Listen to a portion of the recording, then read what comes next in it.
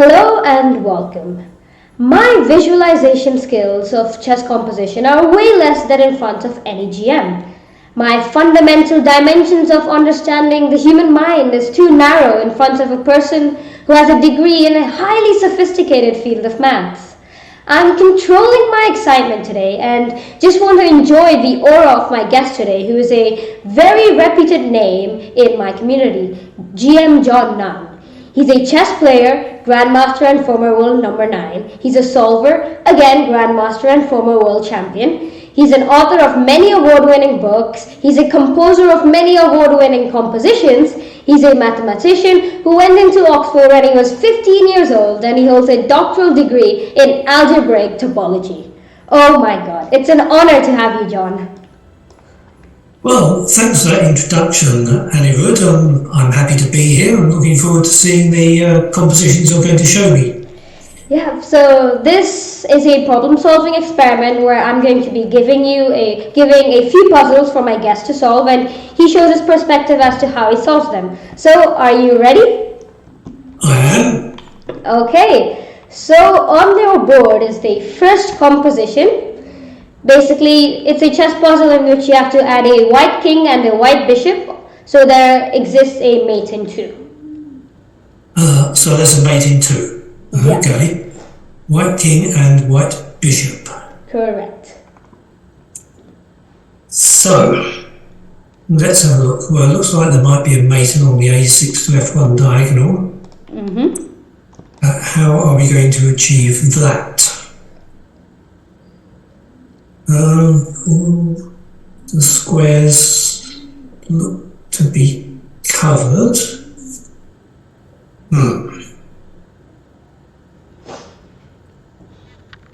Well, where can the bishop go to? D3 is not covered, but there's nowhere for the white king.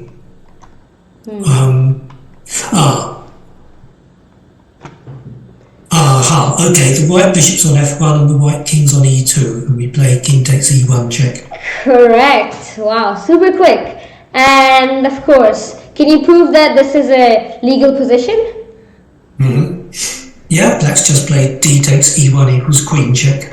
Correct. Perfect. Super quick, I must say.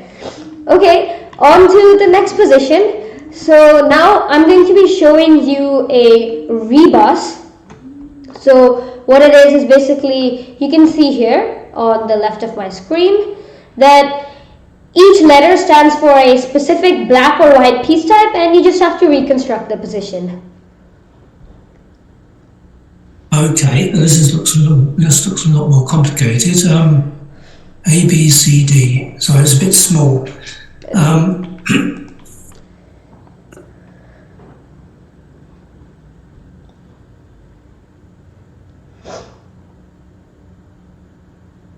Well, obviously, the kings have to be on the board, so we know that C and D must be the kings. C and C1 and D1 are the kings. We have to know which way round they are. Yep. Well, there's a B, there's an A, a B, and A, B on the white's first rank. So they can't be white pawns, or indeed they can't be either coloured pawns. Yep. It'd be nice to know which one was the white king, which one was the black king.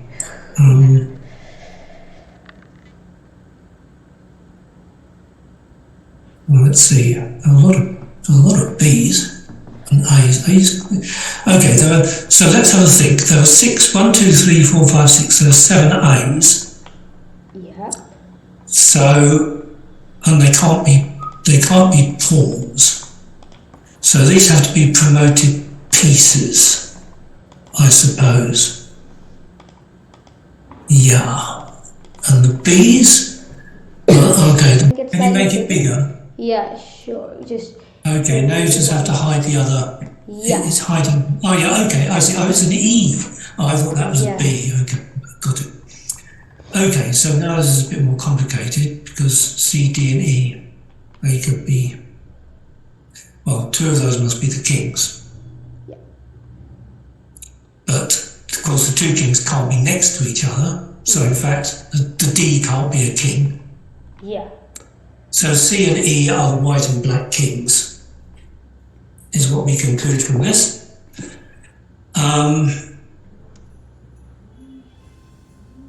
I mean, logically, one would suspect the B should be white pawns, because that looks kind of logical. Yeah. Okay. Look, I've got my pocket set here. I'm going to start setting up a few things so I can see what's going on.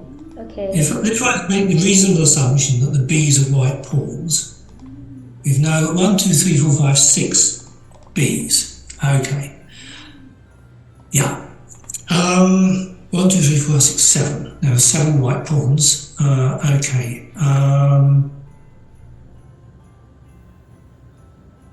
The black king could have crept in via H2 and G1 to get to the first rank.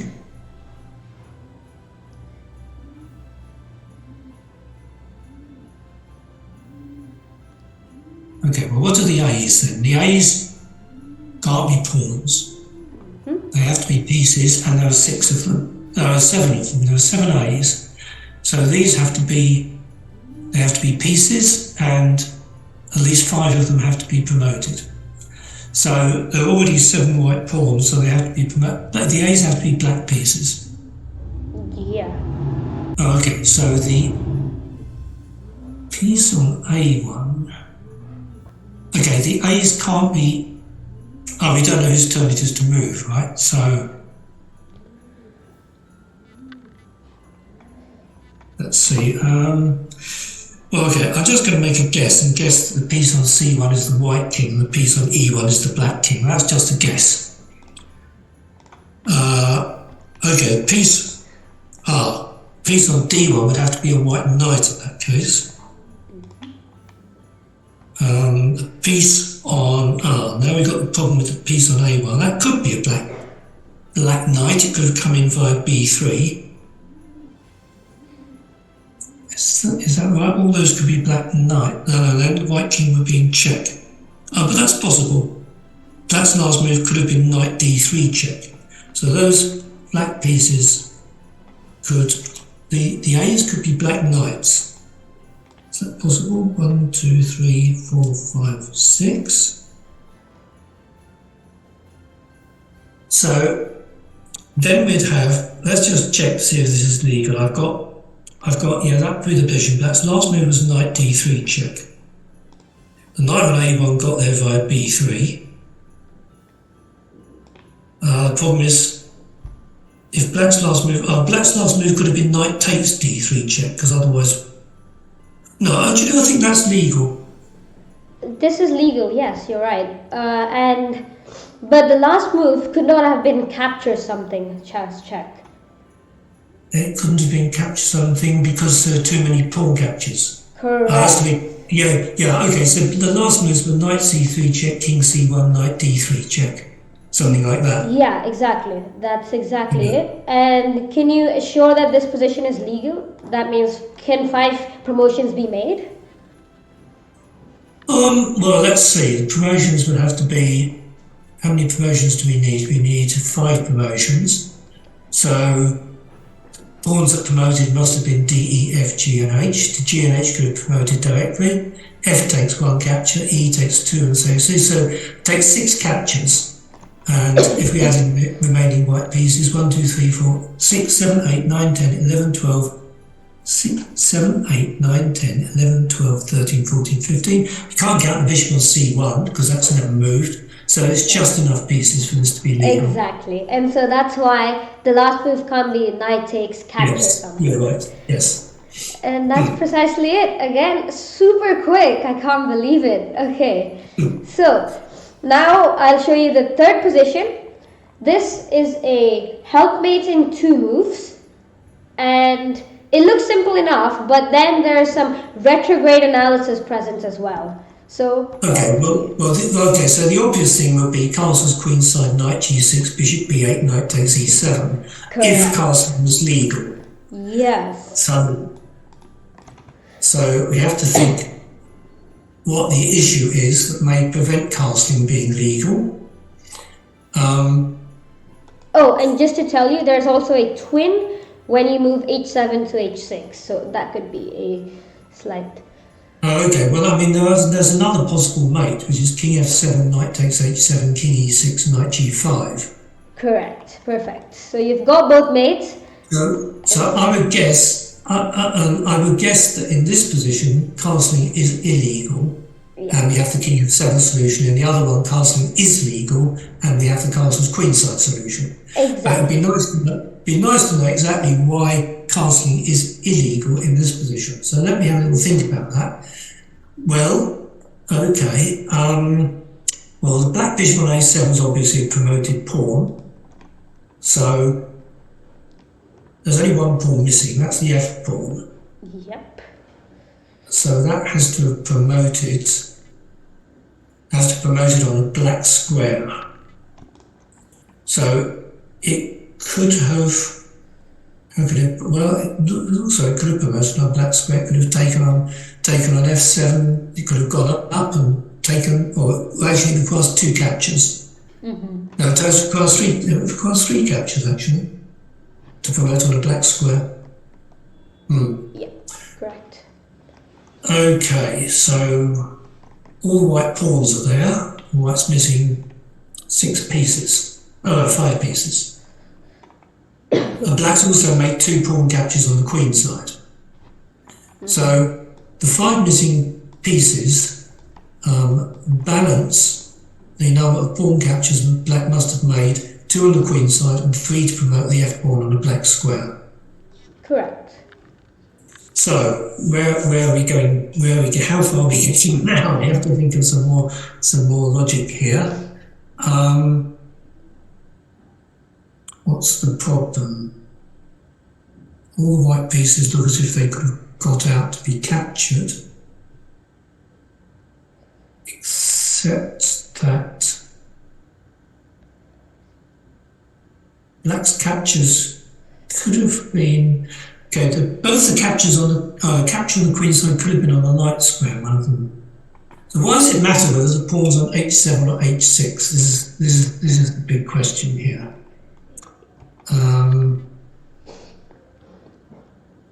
The black king and rook have never moved. Then what's the issue with that? No. Well, this is a slight puzzle. Why does that make a difference? That's to move. Okay, it's a question of black's previous move could have been knight b7.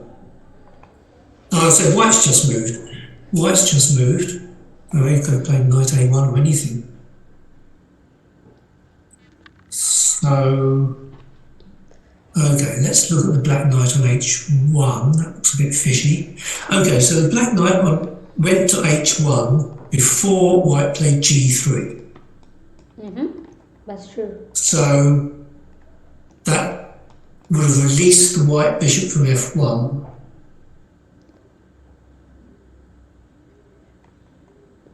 Well, it could have been either. It could be g2, g3, or h2 captures g3. So we can't make a definitive claim there.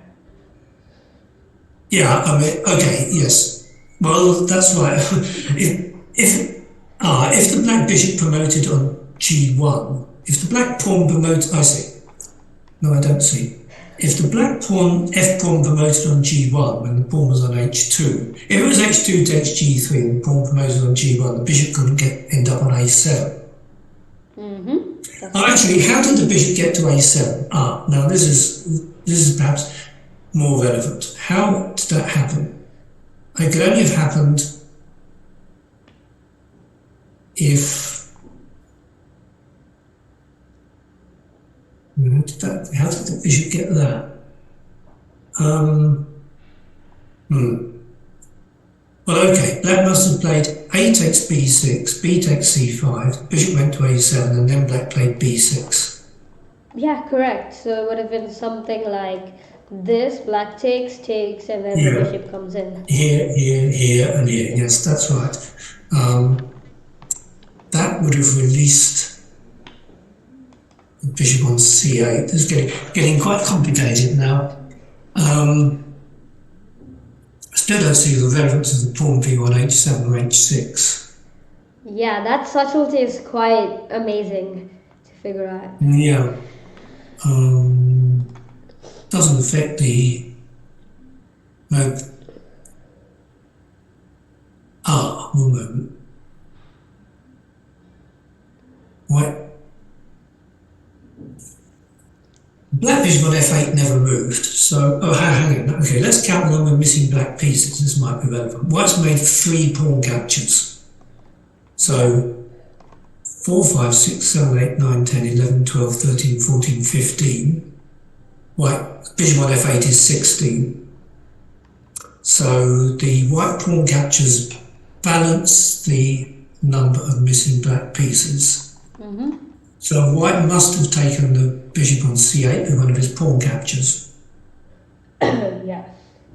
So he can't have played g3 because then all the pawn captures were on dark squares. Exactly. So he must have played h takes g3. And then g takes f3, f4, and f takes e5, something like that. So, that means the black bishop black f pawn can't have promoted on g1 because then it could never have got out. Yeah. So, therefore, it must have promoted somewhere else, like c1 or e1, and that takes 3 captures. 3 captures by the f pawn. That's true. Right. 3 captures by the f pawn.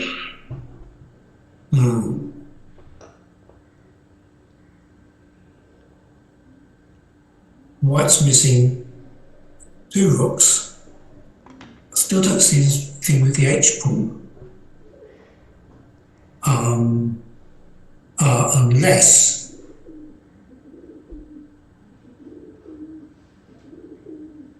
the white king needed to get in to take something. Let's see again. Black's made 3 captures with the f pawn, 2 captures on the queen side.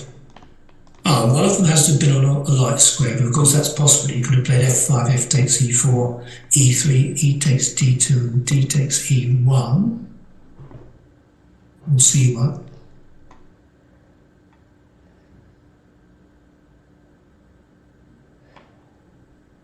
You're almost there, actually. The blue rook must have come out early.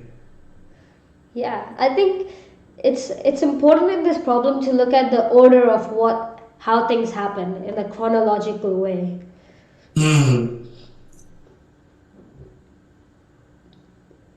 So, yeah.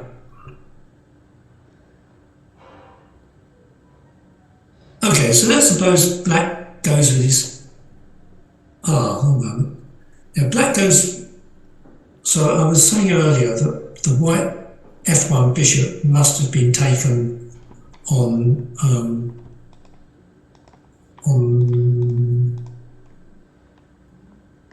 the queen side. No, white light square bishop could have been captured on e4. That's possible. E4 or e6, those two are the only. E4, e6, those are the squares. Yeah. And then he has to. White must have made all his. Yeah, it can't be on e6, I suppose. But let's see. White's pawn has to be on no, white's pawn could be on e5. Gosh, this is very confusing. So white. Let's suppose white played g takes f3, f4, and f takes e5 early on. Okay. G takes f takes e5 early on. But how would he have done f takes e5?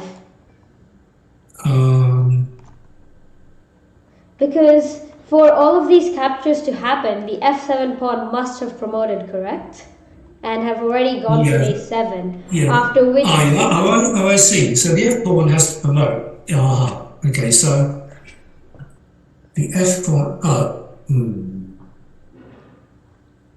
The f pawn has to promote to allow those captures to happen. Yes. So yeah, White's made two captures. The pawn e5 is the G pawn. White's made two captures with this pawn. Yeah. And this has to be before Black promotes the F pawn. Is that right? Well, the thing is... No, the F pawn has to promote first. Correct, yes, exactly. The Because F pawn has to promote first. So b6 only happens later after this bishop reaches yes. on a7, and only after that do these two pieces get freed. Yeah, the bishop on c8 has to be released in order for White to make his captures, and that can only happen after the bishop's on a7. So the F pawn must be promoted first. Black's F pawn must be promoted first, and then the bishop is buried on a7. Then the bishop on c8 was released to allow White to play g takes f3, shall we say. Almost there. Again, there is one key detail that the black rook on h8 could have done one capture. So White can play one capture before the f pawn promotes. White, yes, White can have made one capture. It has to be. It has to have been h takes g3. Is that right? Why so?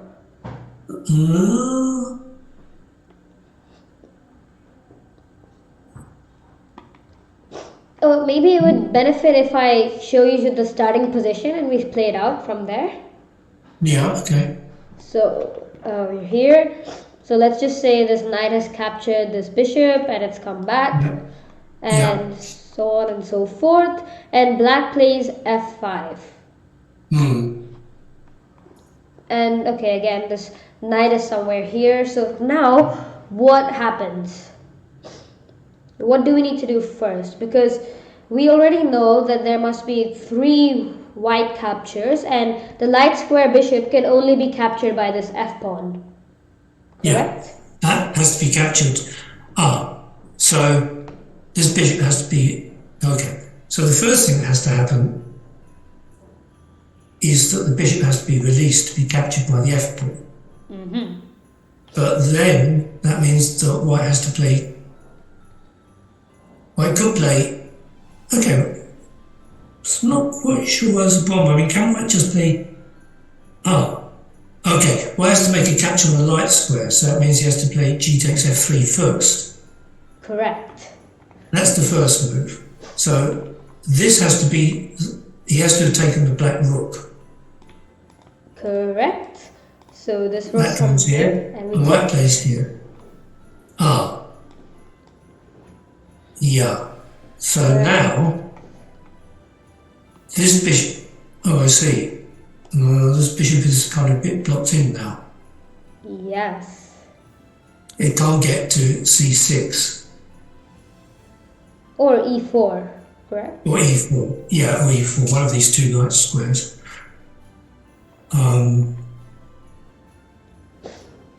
And do you see the difference when the black pawn is on h7 and on h6? Yeah, I see, yeah. Okay, yeah. So the black knight could be on f7, and White plays his bishop to g8, and then the knight moves and the bishop comes back to e4. Exactly, and so now it's possible. Then it can be captured, and then that f pawn can promote on a dark square to make a bishop. The bishop goes to a7, and the c8 bishop is released, and everything happens. Exactly. That's amazing. That's perfect. You solved it brilliantly. And so so now we can prove that it's not possible to castle in the first solution when this is on h7, but it is possible to castle in the second solution when it goes to h6. So quite a subtle difference, but it makes a very huge difference. Yeah, that's a very nice position actually. It's quite subtle. Yeah. And so that's it. These were the 3 problems I had.